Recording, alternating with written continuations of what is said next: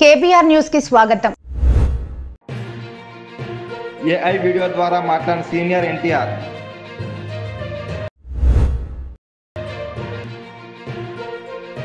చంద్రబాబు విలువలు విశ్వసనీయత కోల్పోయి రాజకీయం చేస్తున్నాడు. జగన్ సంచలన వ్యాఖ్యలు. ఆగస్టు 15 నుండి మహిళలకు ఉచిత బస్సు ప్రయాణం.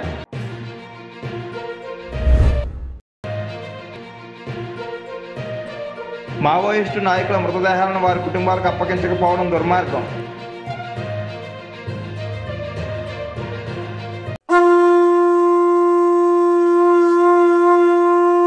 మహావేడుకల నింగి నేల పసుపుమయమై పరవశించేలా అంగరంగ వైభవంగా జరుగుతున్న మహానాడు పండుగ వేళ 10 కోట్ల తెలుగు తమ్ముళ్లకు, ఆడపడుచులకు, రైతన్నలకు, శ్రమజీవులకు, దేశ విదేశాల్లో తెలుగు కీర్తి పతాకాలుగా వెలుగొందుతున్న మన బిడ్డలకు, వివిధ రంగాలలో తమ ప్రజ్ఞా పాఠవంతో తెలుగు తల్లికి సాంస్కృతిక, సాంకేతిక, సాహిత్య నీరాజనమిచ్చిన కళాకారులకు, మేధావులకు, శాస్త్రజ్ఞులకు, విఘ్నులకు, ముఖ్యంగా నా పసుపు జెండాను కుండెల మీద మోస్తున్న తెలుగుదేశం కార్యకర్తలకు నా హృదయపూర్వక నమస్సుమాంజలి. సరిగ్గా 43 ఏళ్లయింది నా తెలుగు వారి కోసం, నా తెలుగు జాతి ఆత్మ గౌరవం నిలపడం కోసం తెలుగుదేశం పార్టీ స్థాపించి. నేను స్థాపించాను అనే కన్నా పుట్టింది అనాలేము. ఎందుకంటే ఆనాడు కార్మికుడి చెమట నుంచి, కర్షకుల రక్తం నుంచి, చాడిత పీడిత ప్రజల బాధ నుంచి పుట్టింది తెలుగుదేశం. కులమత వర్గాలకు అతీతమైన నవ సమాజానికి సరైన నిర్వచనం చెప్పేందుకే తెలుగుదేశం పుట్టింది. పేదకు కనీస అవసరాలైన పూటకు పక్కెడన్నం, తన దాచుకోవడానికి పక్కా ఇల్లు, గౌరవం నిలుపుకోవడానికి ఒంటి మీద వస్త్రం, వీటితో పాటు రైతన్నల సంక్షేమం, ఆడపడుచుల అభ్యుదయం, బలహీన వర్గాలకు పాలనాధికారం, వీటిని అందించడం కోసం మొదలైన తెలుగుదేశం ప్రస్థానం ఆ తరువాత ఎన్నో మలుపులు తిరిగింది. కొత్త జగతికి, అపూర్వ ప్రగతికి బాటను వేసింది. హైదరాబాద్, సికింద్రాబాద్లకు ట్యాంకు బండతో నేను సాంస్కృతిక వారధి కడితే, ఆ తరువాత సైబరాబాద్ అనే కొత్త నగరాన్ని పుట్టించి తెలుగు నేలకు, ఆధునిక ప్రపంచానికి సాంకేతిక వారధిని కట్టించిన వాడు చంద్రబాబు. లక్షల రూపాయల జీతం గురించి ఏమారైనా కలగన్నామా? దాన్ని సాధ్యం చేసింది నా తెలుగుదేశం ప్రభుత్వమే అని చెప్పడానికి నాకు గర్వకారణంగా ఉంది. డ్వాక్రా సంఘాలతో నా ఆడపడుచులు సాధించిన ఆర్థిక స్వాతంత్ర్యం చూసి నాకు సంతృప్తిగా ఉంది. గోదావరిని కృష్ణమ్మతో కలిపేటి ఎప్పుడో పోలవరం తెలుగు వారికి దేవుడిచ్చిన వరంగా రూపొందే శుభదినమెప్పుడో అని ఆనాడు నేను పలవరించాను. పట్టి సీమతో ఒకటి నెరవేరింది. పోలవరం పూర్తితో మరొకటి ఇంకా 2 ఏళ్లలో నెరవేరబోతోంది. రెక్కలు ముక్కలు చేసుకున్న డొక్క సగం నిండని పేద ప్రజానీకారికి ఇంత ఆదరవు కల్పించడానికే ఆనాడు కిలో 2 రూపాయల బియ్యం పథకం పెట్టాను.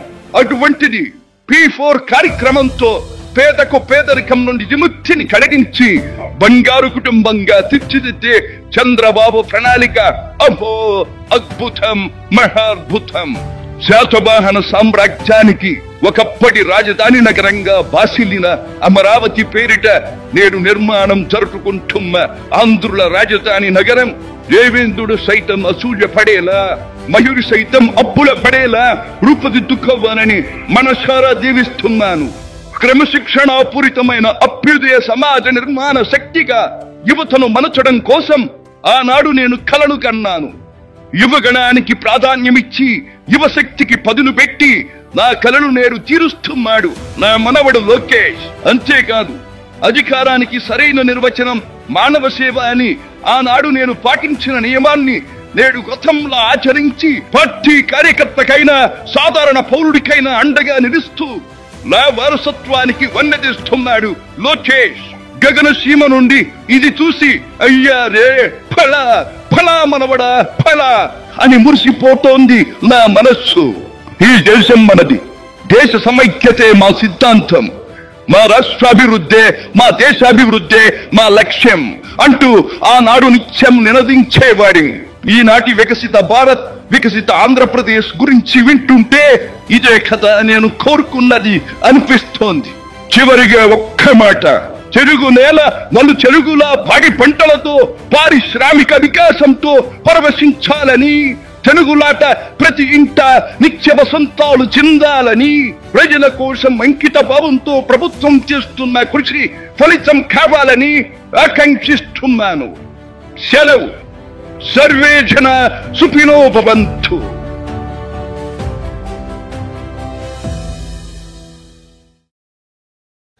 విలువలు ఉండాలి, విశ్వసనీయత అన్న పదానికి అర్థం తెలిసి ఉండాలి. అప్పుడే రాజకీయం అనే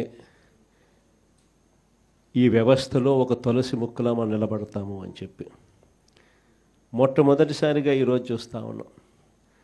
రాజకీయాలను భ్రష్టు పట్టిస్తూ ఉన్న పరిస్థితి ఎప్పుడైనా చూసాము అని అంటే అది చంద్రబాబు నాయుడు గారి పరిపాలనలో మాత్రమే ఇలా భ్రష్టు పట్టించే కార్యక్రమం జరుగుతుంది అని.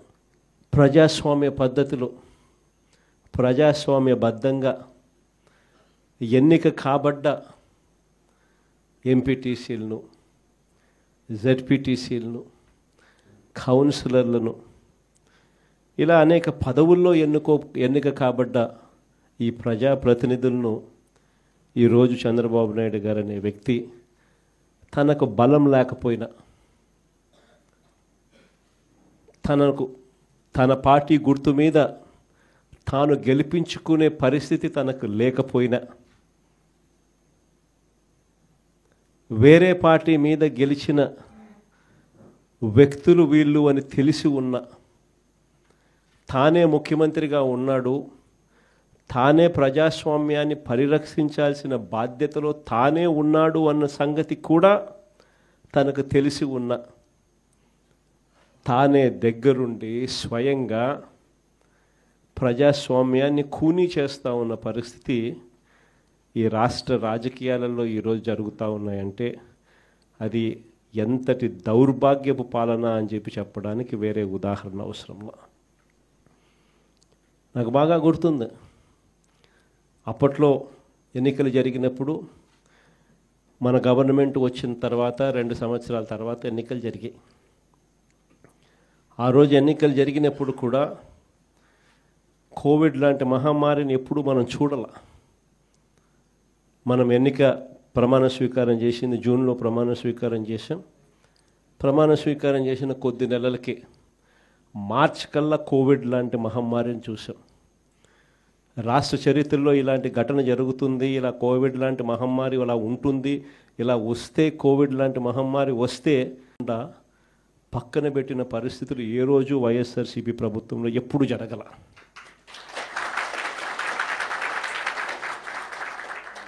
మనకున్న సమస్యలు ఎన్నున్నా కూడా చిక్కటి చిరునవ్వునే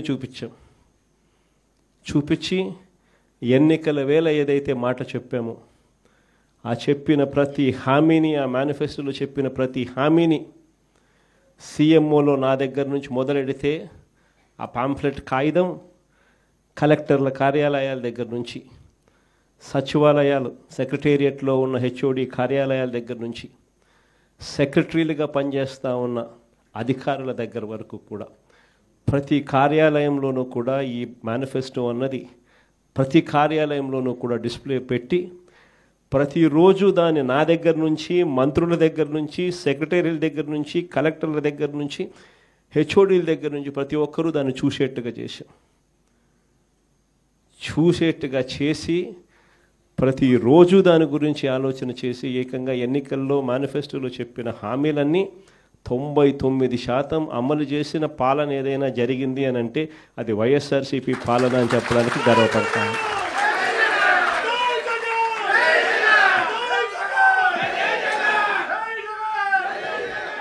అంత గొప్పగా ప్రజలకు మంచి చేయగలిగాం కాబట్టి 2 ఏళ్ల తర్వాత ఎంపీటీసీలు, జెడ్పీటీసీలు, సర్పంచులు, కౌన్సిలర్లు ఈ ఎన్నికలు ఏ జరిగినా కూడా మొత్తం అన్నింటినీ స్వీప్ చేసాం. దాదాపుగా 86%, 88% స్థానాలు ప్రతి చోట కూడా మనమే గెలవగలిగాం. ఆ రోజుల్లో నాకు బాగా గుర్తుంది, మున్సిపాలిటీలు జరిగి రాష్ట్ర వ్యాప్తంగా క్లీన్ స్వీప్ చేసినాం. దాదాపుగా 120 చిల్లర ఎలక్షన్స్ క్లీన్ స్వీప్ అయిపోయిన తర్వాత కూడా కేవలం 2 చోట్ల మాత్రం, తాడిపత్రిలో అయితే నాకు బాగా నెంబర్లు కూడా గుర్తున్నాయి, వాళ్ళకు 18, మనకు 16, కేవలం మనకు వాళ్ళకు తేడా 2. మన ఎమ్మెల్యే అన్నాడు లాగేద్దాం సార్ అన్నాడు,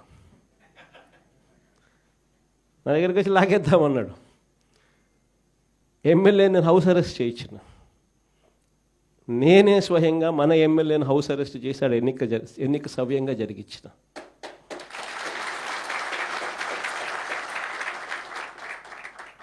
వైఎస్ఆర్సీపీ హయాంలో అంతగా ప్రజాస్వామ్యానికి కట్టుబడి ప్రజాస్వామ్యానికి పరిరక్షకులుగా ఉన్న ముఖ్యమంత్రి స్థానంలో ఉన్న వ్యక్తి పాలన ఎలా చేయాలి అని చెప్పి చూపించాడు ఆ రోజు మున్సిపల్ ఎన్నికలు.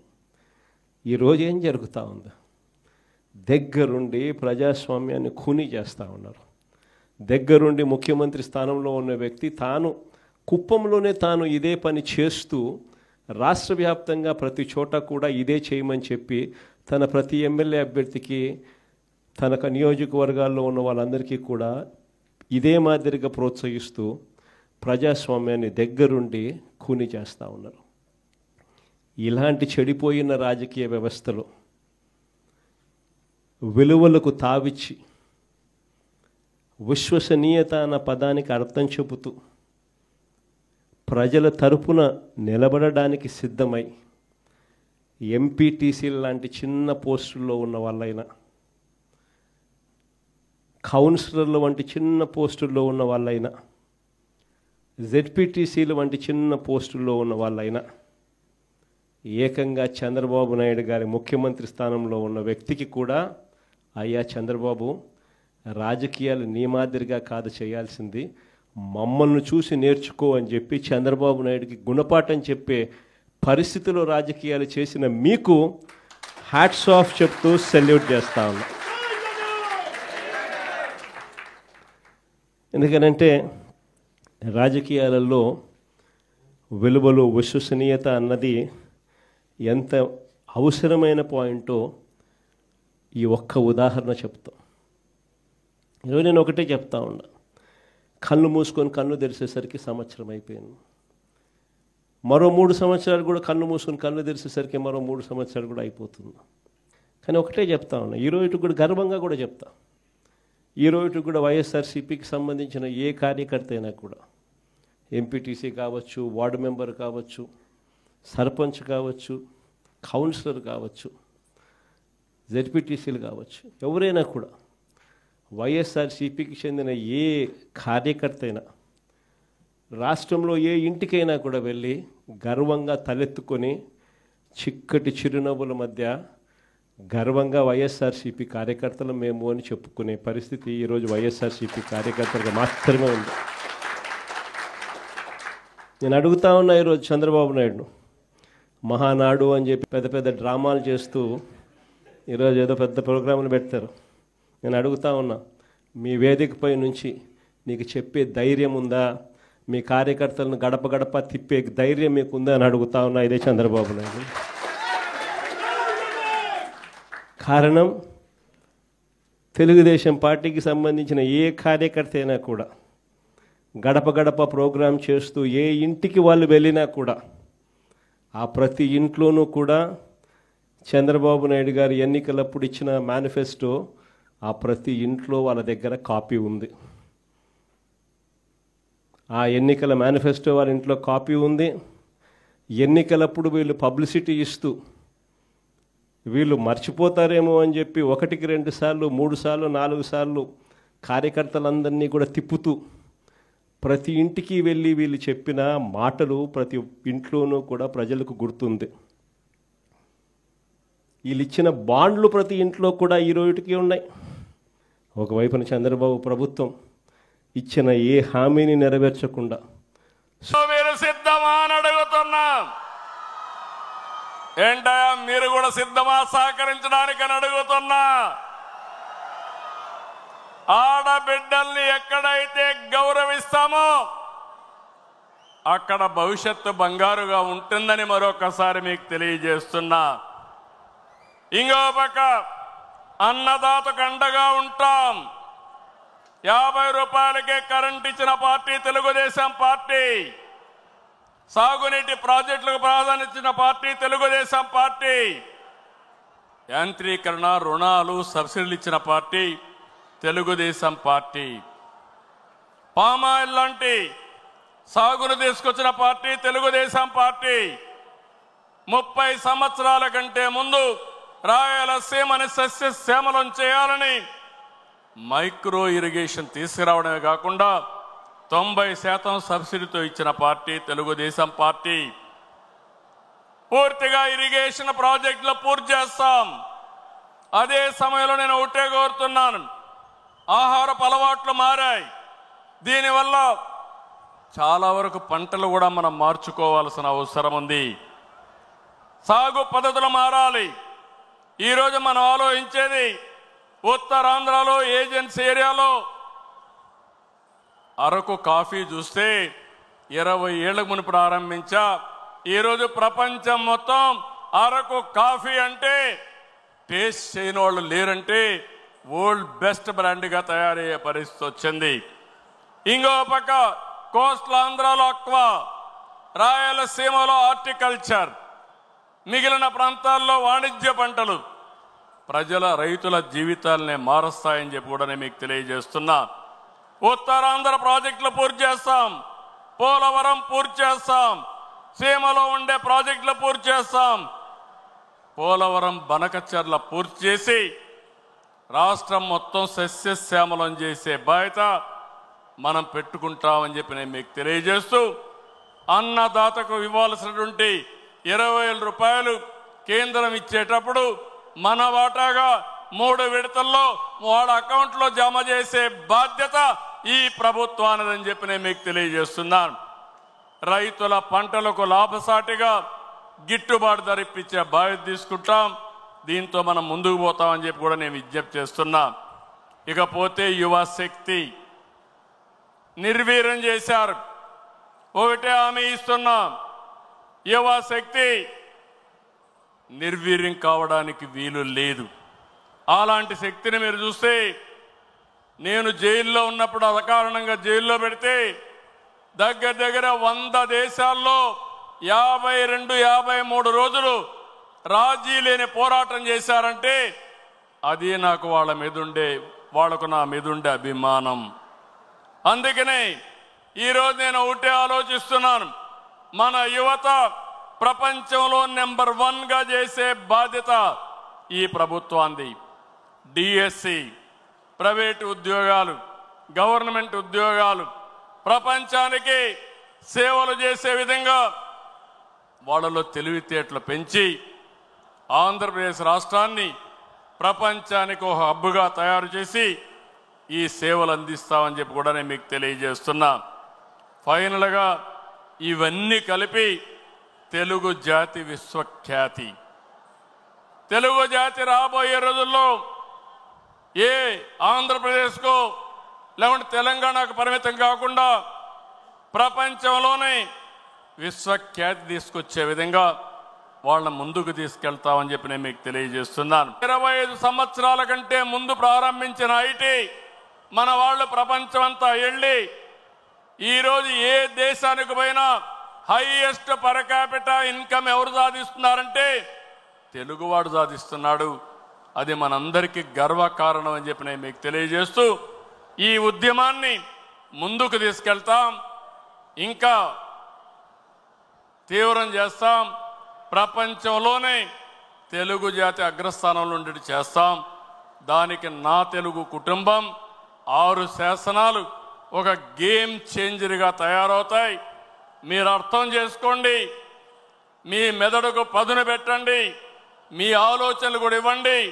దీన్ని లాజికల్గా తీసుకెళ్ళి శాశ్వతంగా తెలుగు ప్రజల గుండెల్లో తెలుగుదేశం పార్టీ ఉండేట్టుగా చేద్దామని చెప్పి తెలియజేసుకుంటూ ఈ తీర్మానాన్ని ప్రవేశపెట్టిన అందరికీ పేరు పేరున అభినందనలు తెలియజేసుకుంటూ దీన్ని ఆమోదించవలసిందిగా మిమ్మల్ని అందరినీ కోరుతూ గట్టిగా చప్పట్లు కొట్టి హర్షాన్ని ఆమోదాన్ని తెలియజేయాలి.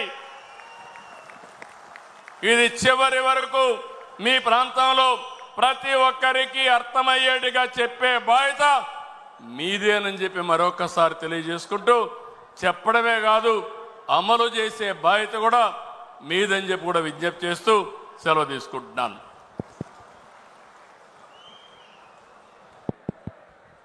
సభా కార్యక్రమంలో తర్వాత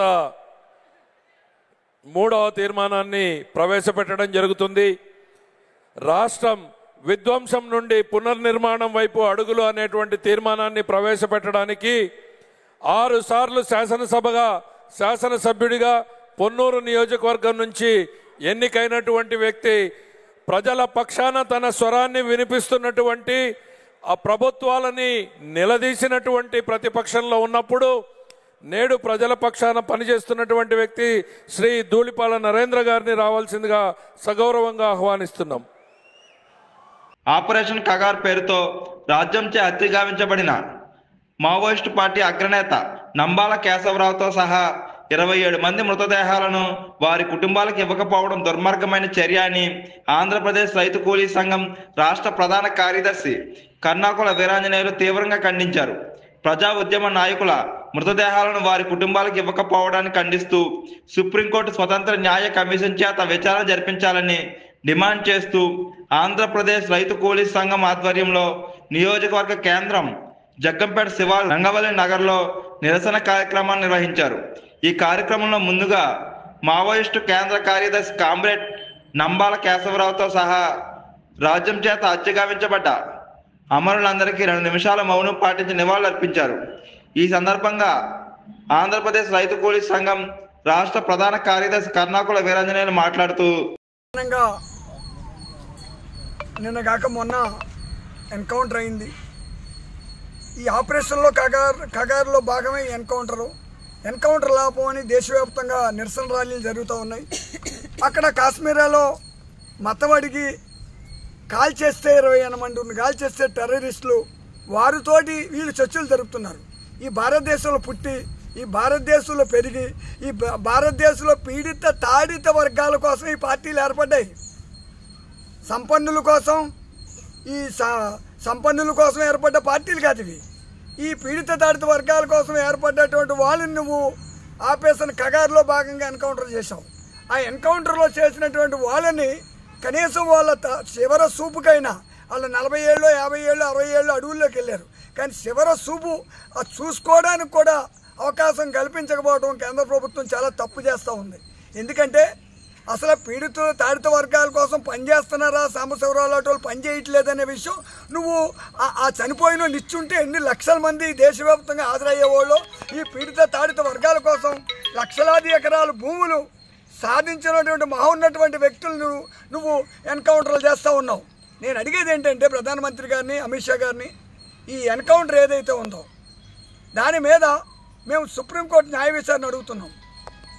సుప్రీంకోర్టు న్యాయమూర్తితో న్యాయ విచారణ ఎందుకు అడుగుతున్నాం? వాళ్ళ ప్రజల మనుషులు, వాళ్ళు ఏం టెర్రరిస్టులు కాదు. అలా కాశ్మీర్ దాడిని మేము ఖండించాం. మతం అడిగి, కులం అడిగి, ఇంకోటి అడిగి ఎన్కౌంటర్ కరెక్ట్ కాదని చెప్పి చంపడం కరెక్ట్ కాదని టెర్రరిస్టులు ఖండించాం. కానీ ఇవాళ చర్చలు జరుపు.